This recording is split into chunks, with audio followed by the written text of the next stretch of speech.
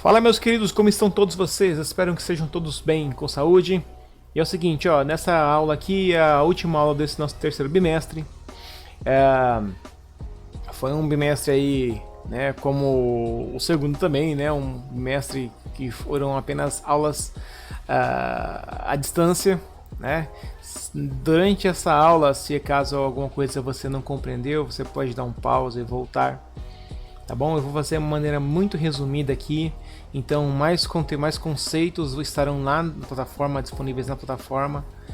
Tá? Se você quiser tirar também alguma dúvida, alguma coisa, pode mandar mensagem para mim que a gente responde no WhatsApp. Tudo bem? Então vamos lá, sem muita demora, vamos descer o bambu. Né? Começamos esse bimestre com o reino animal. A gente estudou reino animal e estudamos características desse reino. Né? Quais são as características gerais? Esses seres são heterótrofos. Né? Eles não produzem o próprio alimento, eles precisam se alimentar de outro ser vivo. Tá? São eucariontes. Isso significa que a célula possui um núcleo verdadeiro. Né? O material genético fica todo reunidinho em algum cantinho da célula. Tá? E isso no núcleo da célula, de maneira geral falando. São todos, no reino animal, todos os seres vivos são pluricelulares, ou seja, são constituídos de várias células. E todos são aeróbios, ou seja, eles utilizam o oxigênio para as reações de respiração celular e tudo mais. Tá bom? Isso são características gerais, né, a todos os seres vivos. A todos os seres vivos do reino animal. Vamos deixar certinho, né? Poderia falar sobre alguns tipos de reprodução, mas reprodução é muito variado, né? A maioria faz reprodução sexuada, mas existem alguns seres que podem fazer reprodução assexuada, tá? E aí eu não quis colocar não. A grosso modo, eles são divididos entre invertebrados e vertebrados, tá? Pra gente estudar. É mais fácil.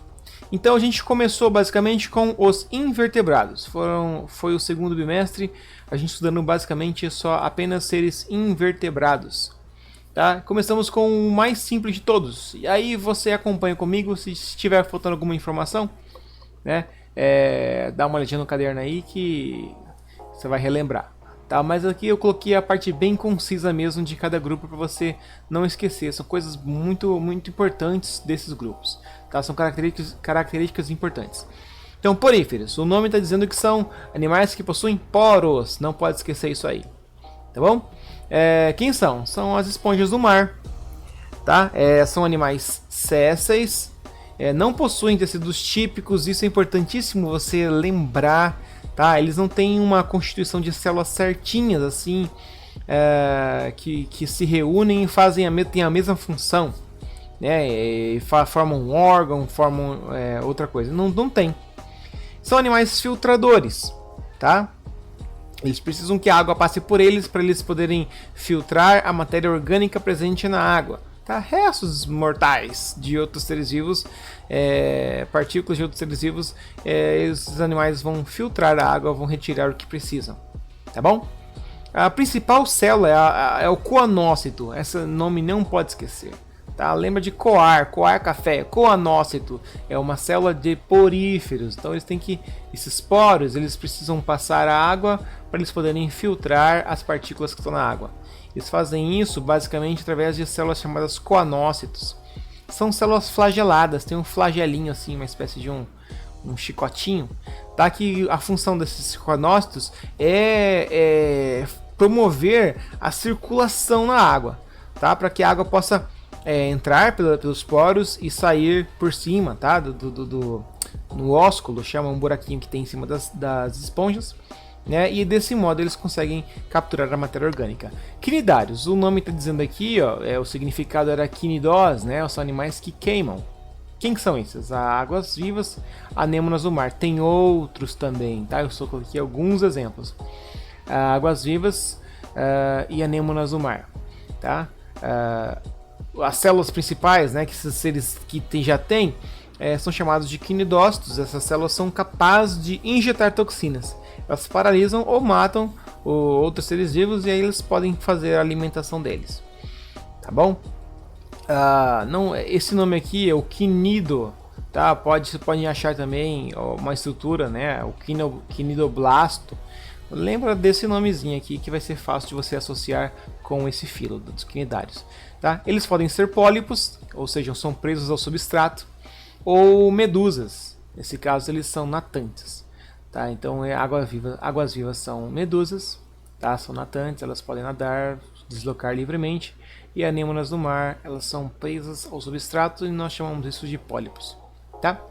Plateumintos. Os plateumintos, o nome platel vem de achatado, platis, né? E eumin significa verme, então são vermes do corpo achatado. Como exemplo a gente coloca a planária, né, que é um animal de vida livre, mas também tem outros que são alguns exemplos assim de âmbito de importância de saúde, né, que é o esquistossomo e a tênia, né? Esses aqui são vermes que podem causar infestação nos humanos, né? No caso a esquistossomose, ou também chamada barriga d'água, né, que o pessoal adquire tomando banho em açude, em represa, que tenha um tipo de caramujo, tá? Bem falar, mas eu não vou entrar muito em detalhes, mas tem um tipo de caramujo onde não é que o caramujo que dá ao verme, tá bom? É que os vermes utilizam esse caramujo para poder se desenvolver e depois adquirir um certo tamanho e depois infestar os humanos, tá bom? Eles entram pela pele, né? Eu até marquei aqui. E aí a tênia é também um outro animal, né, que você pode se contaminar, que dá teníase, né? Você pode se contaminar ingerindo carne bovina ou suína, né? Aí, principalmente carne mal cozida, né? Alguns hábitos também de higiene, né? Como lavar os alimentos antes de comer, isso ajuda também, né, a não ter essa infestação, tá bom? Além disso tem a cisticercose, mas eu vou deixar só na teníase. Cisticercose é quando as larvas, as jovens, elas estão entre os tecidos do corpo, principalmente no sistema nervoso, tá bom? De qualquer jeito é ruim, péssimo.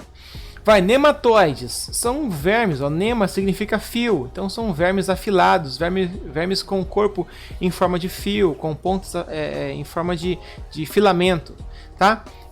Também importância de saúde, tem a lombriga e o oxiuro, né? A lombriga, né, o Ascaris lumbricoides, provoca ascaridíase, né? Também estima-se que 25% da população mundial possua lombriga, né? E uma fêmea consegue aí no seu ciclo de reprodução, ela consegue botar até 200 mil ovos, uma fêmea.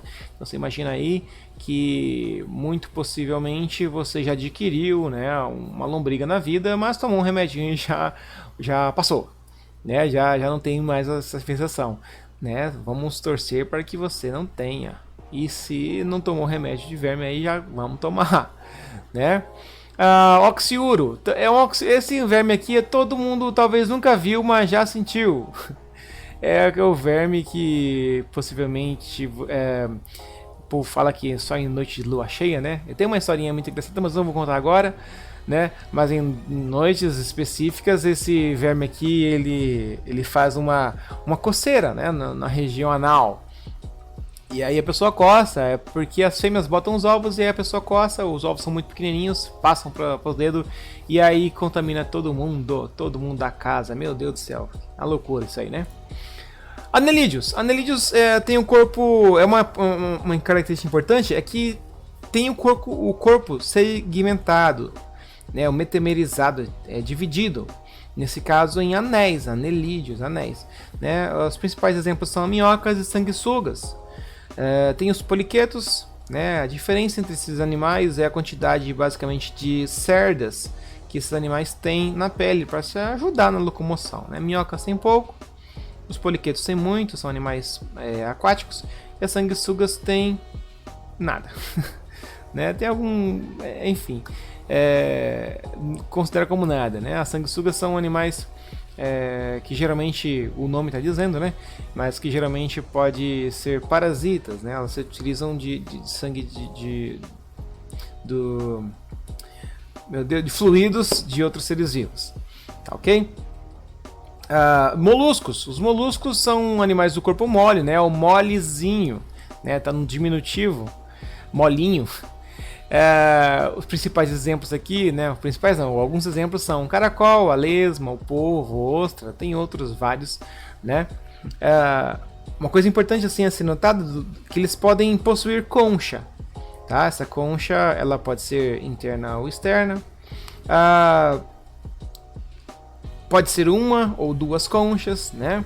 E geralmente o corpo é dividido em cabeça, massa visceral e pé. Isso é importante você notar, tá? Que é a cabeça, massa visceral e pé. Aí vem os artrópodes. Artrópodes, o nome significa podes, pés, artro, articulação. Então são pés articulados. São vários grupos, mas eu quis colocar aqui dois que são os mais conhecidos, que são os insetos e aracnídeos. Tá bom? Aranhas não são insetos e os insetos não são aranhas, né? Isso é óbvio. Mas aranhas não são insetos. A maioria das pessoas acham que aranhas são insetos, o que não são. Por quê? Principalmente, pela quantidade de pares de patas. Então, achou um bichinho aí, você não sabe, conta a quantidade de pares de patas. Os insetos têm 3 pares de patas, os aracnídeos têm 4 pares de patas. Tá bom?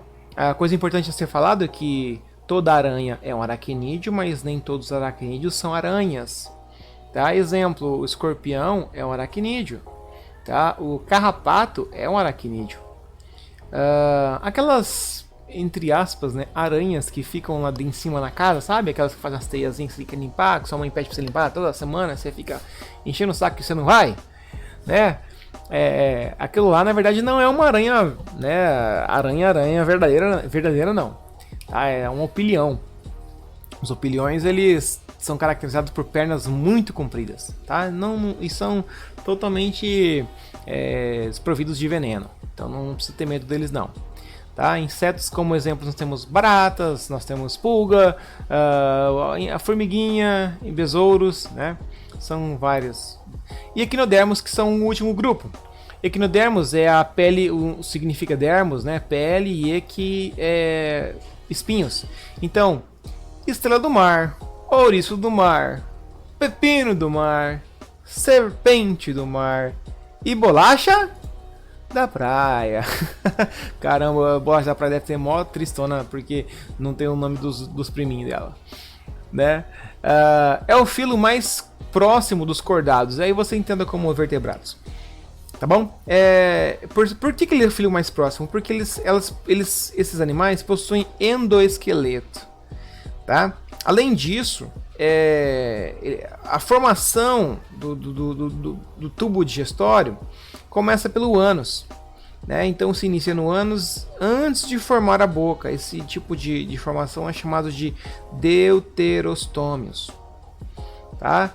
Então é importante você lembrar dessas características, estão bem resumidas, tem outras mais, mas são aquilo que geralmente a gente estuda assim de resumo mesmo, características muito importantes para esses filos. Tá bom? Meus queridos, por hoje é só. Espero que vocês possam ter aí aproveitado o máximo e até mais. Isso é tudo, pessoal. Falou, fui!